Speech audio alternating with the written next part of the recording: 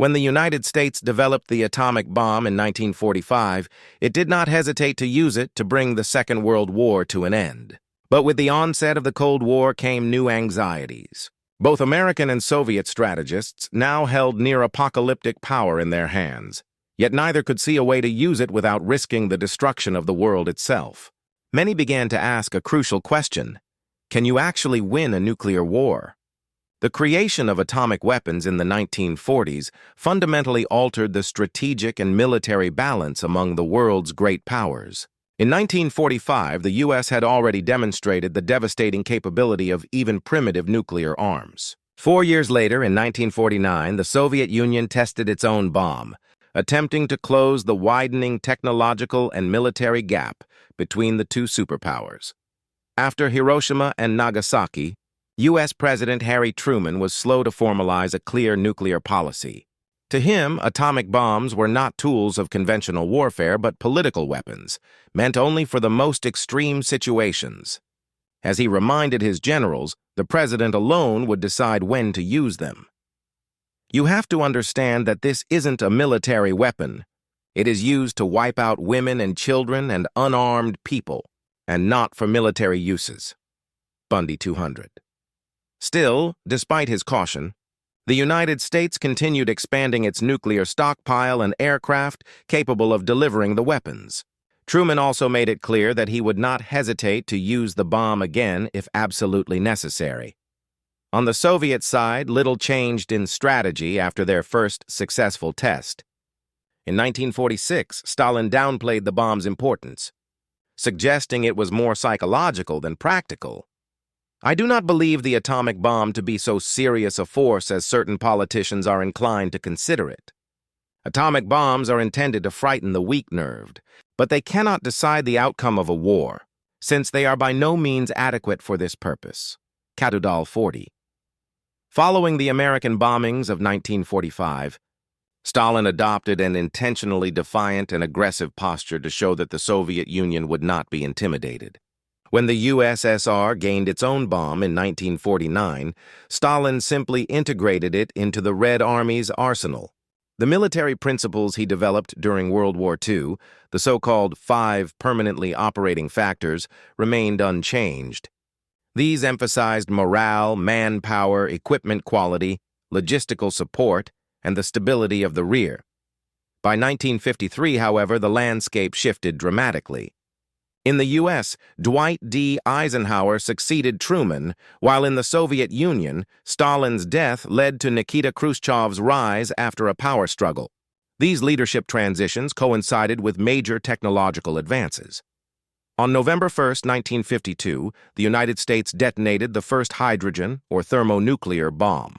In these weapons, a fission reaction similar to that of an atomic bomb triggers the fusion of hydrogen atoms, unleashing vastly greater energy. H-bombs were thousands of times more powerful than earlier atomic weapons, earning the grim nickname City Killers.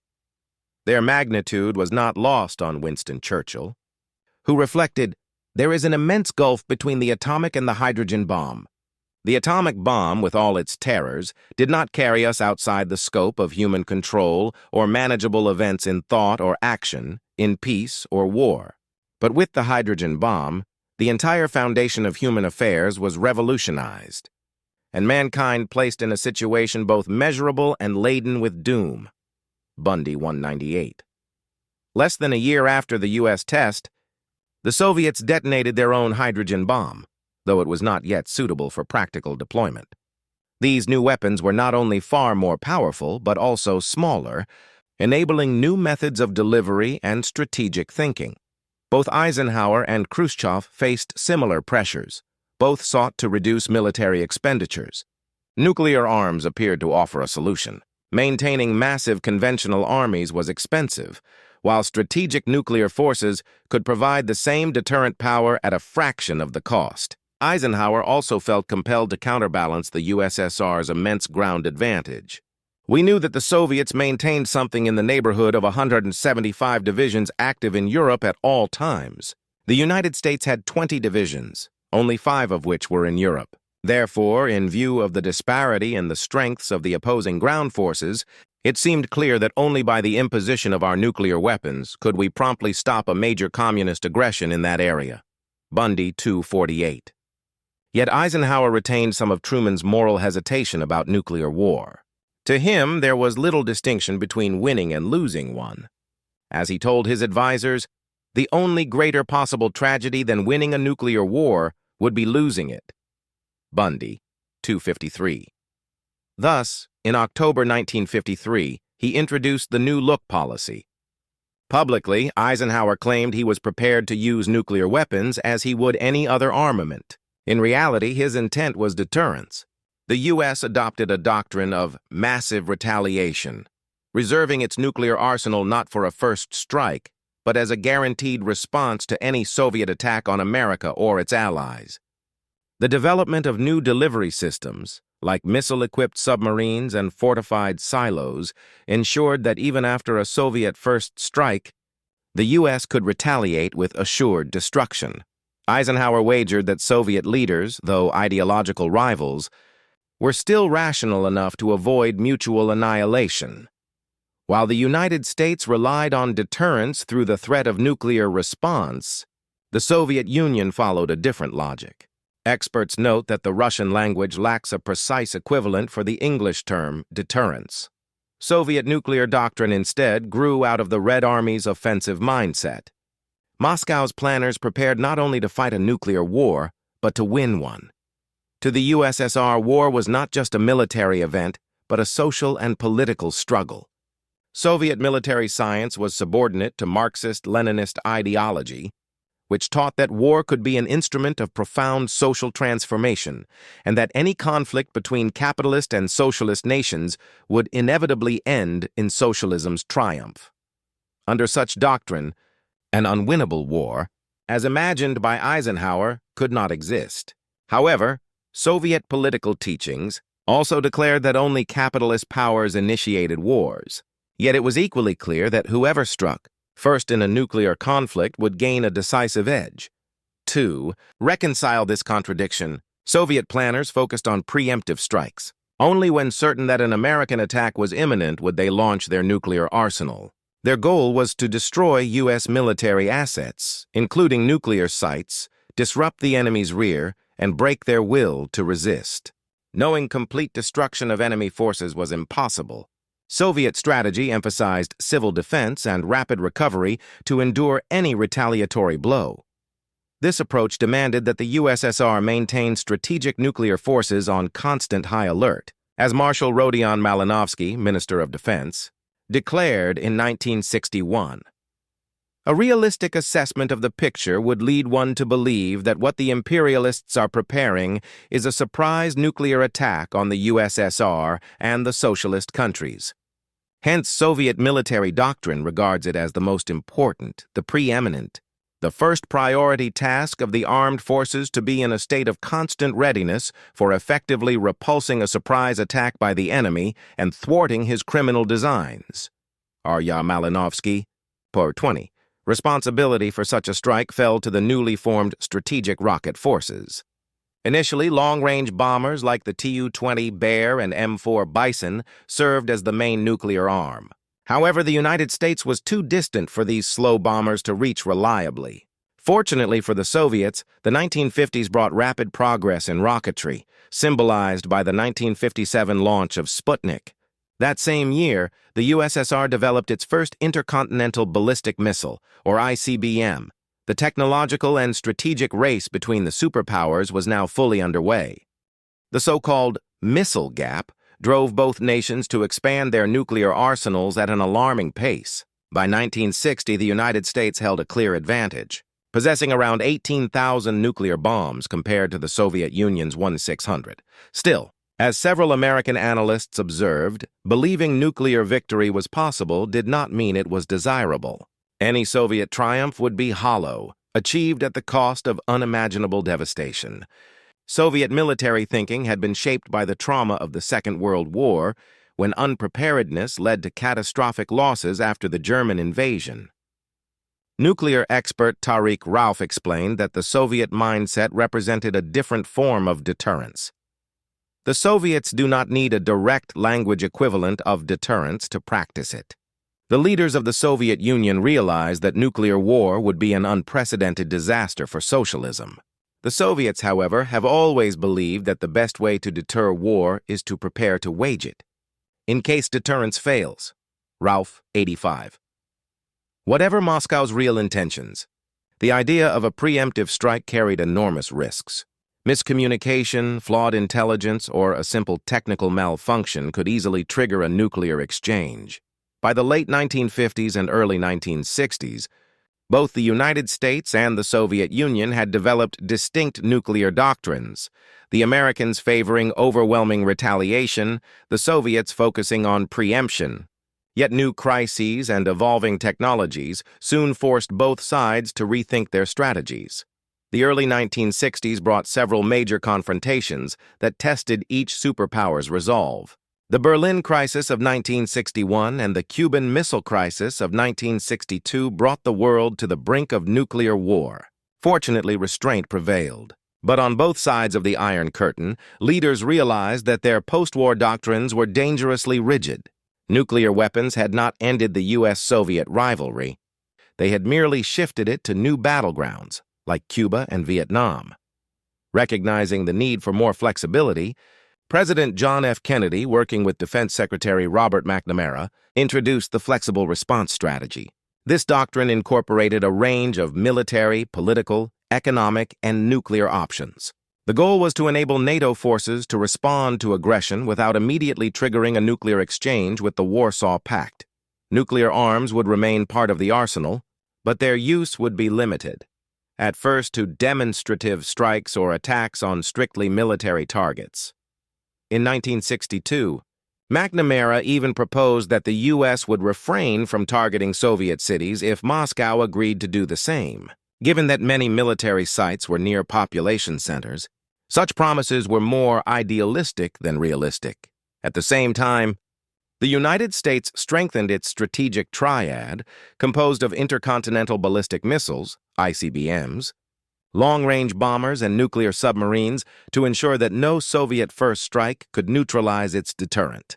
No matter what happened, some portion of the American arsenal would survive to deliver a devastating counterattack. Meanwhile, thinking in the Soviet Union was also evolving. Under Leonid Brezhnev, the notion of winning a nuclear war was increasingly dismissed. Brezhnev emphasized a renewed focus on conventional capabilities, summarized by his principle of speaking softly while carrying a big stick. In 1968, the Communist of the Armed Forces Journal clarified this position. The point is that the new possibilities of waging armed struggle, meaning for using conventional forces, have arisen not in spite of, but because of the nuclear missile weapons. V.M. Bondarenko, Pyre 29. Technology once again transformed the strategic balance in the 1970s. By the early part of the decade, ICBMs equipped with multiple independently targetable re-entry vehicles, MIRVs, dramatically increased the destructive power of a single missile. The Soviet Union had also narrowed the gap. By 1975, it possessed roughly 20,000 nuclear warheads to America's 27,000. With this new parity, Soviet leaders began to see an unprovoked U.S. attack as highly unlikely, rendering earlier preemptive doctrines largely obsolete. Economic constraints further encouraged dialogue on limiting arms. In 1972, both nations signed the first Strategic Arms Limitation Treaty, SALT-Y, which allowed each side to complete existing launchers and warheads but prohibited the construction of new ones. By 1976, Brezhnev expressed cautious optimism. Although world peace is still by no means guaranteed, we have every reason to say with confidence that the improvement in the international climate is convincing evidence that the achievement of lasting peace is not merely a good intention but a realistic aim. L.I. Brezhnev, CDSP Vol. 8, March 1976, Podgorchor 8. Despite the treaty's hopeful tone, the reality was far more complex. These agreements applied mainly to intercontinental nuclear weapons aimed at other nuclear powers, leaving non-nuclear European states uneasy. Verification remained difficult, and mutual distrust persisted. The U.S. suspended further negotiations after the Soviet invasion of Afghanistan and the revelation of Soviet troops stationed in Cuba. Similarly, the United States, Britain, and France refused to endorse Moscow's No First Use pledge, dismissing it as propaganda. Some analysts suggested the policy was designed to give the Soviets an advantage in conventional warfare, since a promise not to use nuclear weapons would limit NATO's response to conventional means, where the Warsaw Pact held superiority. Despite the drive toward arms control, many military leaders on both sides still clung tightly to their nuclear arsenals. NATO planners recognized that conventional forces alone could not deter a Soviet offensive. British Prime Minister Margaret Thatcher famously reminded her counterparts, "There is a monument to the failure of conventional deterrence in every French village." Tertrace 127. Smaller nuclear warheads led to the creation of tactical atomic artillery, medium-range missiles, and even nuclear landmines. NATO commanders in Europe especially relied on these weapons to halt a potential Soviet advance through the Fulda Gap in West Germany, long regarded as the most likely invasion route of the Warsaw Pact. NATO troops regularly trained in nuclear, biological, and chemical protection gear, anticipating a battlefield where radiation would be a reality. Both sides designed equipment to withstand such conditions, like hermetically sealed tanks, revealing that a nuclear war in Europe was not just imagined, it was being actively prepared for. The Soviet Union, too, developed plans for nuclear strikes in a continent-wide war. Various scenarios emerged over the years, including one code-named 7 Days to the Rhine. This exercise opened with nuclear attacks on Italy, West Germany, Denmark, the Netherlands, and Belgium, with some versions even targeting neutral Austria. These strikes aimed to cripple NATO supply lines and ports, while sparing most capitals to pressure Western governments into surrender. Conventional Warsaw Pact divisions would then move through the ruined territories toward the Rhine. Interestingly, Soviet planners intended to leave Britain, France, and the United States untouched by nuclear fire, likely to prevent direct retaliation and maintain a basis for negotiation. Still, any nuclear strike on a NATO ally would almost certainly trigger a full-scale response. It's also important to note that the Soviets viewed this scenario as a reaction to a hypothetical NATO first strike in Poland or Czechoslovakia, seen as the start of a Western invasion of East Germany. Debate continues over how realistic these war plans truly were, though copies were circulated among Warsaw Pact partners. As the world entered the 1980s, neither bloc had found a workable strategy. Mutually assured destruction offered stability but no flexibility, while flexible response presented too many uncertain outcomes and risks of escalation. It had become clear that a general nuclear war was unwinnable, yet military planners persisted in searching for ways to claim victory. U.S. Ambassador to NATO Harland Cleveland summed up these contradictions in 1983. Nuclear weapons have turned out to be ultimate in an unanticipated sense of the word. In 38 years, no military planners have discovered a way to use such immense explosions with such lasting effects to their clear advantage. Perhaps that is the most important truth about nuclear weapons in the 1980s. They are militarily unusable. Katedal 114.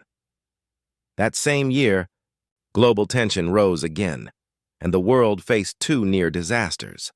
In September 1983, the Soviet military shot down a South Korean passenger jet that had strayed into restricted airspace. Later that month, a malfunction in the Soviet early warning system falsely indicated that 5 American ICBMs were en route.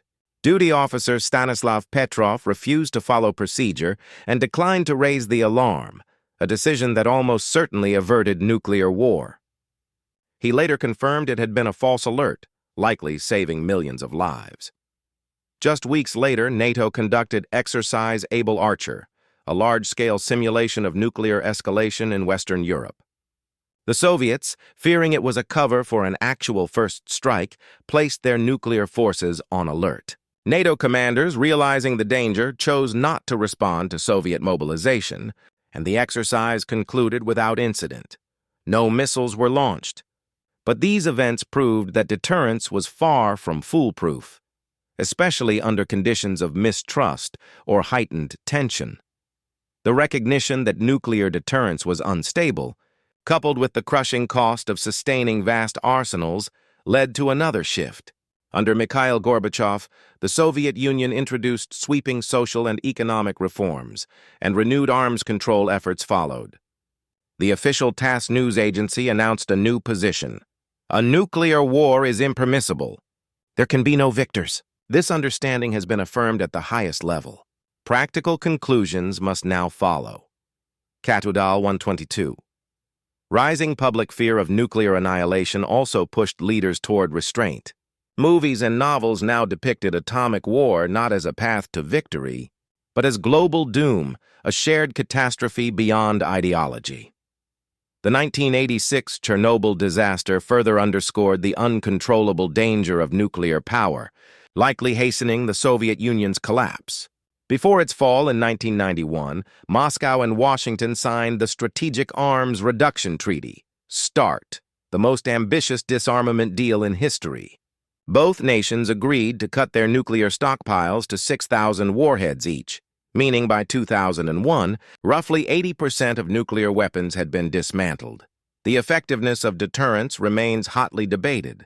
Advocates argue it has prevented another great power war, while critics warn such safety can never be guaranteed, particularly as new nations, technologies, and crises emerge. Many also view deterrence as morally indefensible in an interconnected, climate-threatened world. Even decades earlier, leaders like President John F. Kennedy voiced such fears. In 1962, he cautioned that nuclear arsenals trade present security for future ruin. World order will be secured only when all nations have abandoned these weapons, which seem to offer protection today, but threaten humanity's tomorrow. Vast resources are spent not to enrich life, but to destroy it, yet the world was never meant to be a prison where man awaits his execution. Carnegie Endowment. Today, new powers like North Korea and Russia openly brandish nuclear threats, and the so-called nuclear club has expanded to 9 members. For some, such as North Korea or Israel, nuclear weapons serve as shields against existential dangers, real or imagined. Yet each new member multiplies the fragile web of deterrence, and with it, the risk of catastrophe. Whether a future nuclear war can ever be won remains an open and deeply unsettling question. Of course, atomic energy has not been limited to warfare. During the Cold War, both the East and the West harnessed nuclear power for civilian use. Soviet scientists even envisioned nuclear-powered communism. Entire generations settled in atomgrads, the USSR's purpose-built atomic cities, one of the most famous being Pripyat, near the Chernobyl reactor. If you'd like to explore the Soviet atomic program, from its WW2 origins to Chernobyl and beyond, check out our documentary series Red Atoms, available exclusively on Nebula. Nebula is a creator-driven streaming platform free from algorithms and ad restrictions, where viewers directly support creators.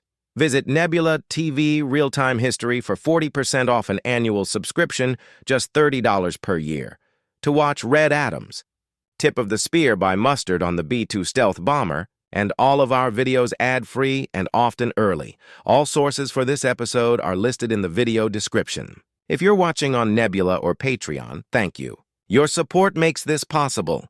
I'm Jesse Alexander, and this has been a Real-Time History production, the only history channel that would rather march through the Fulda Gap for a holiday.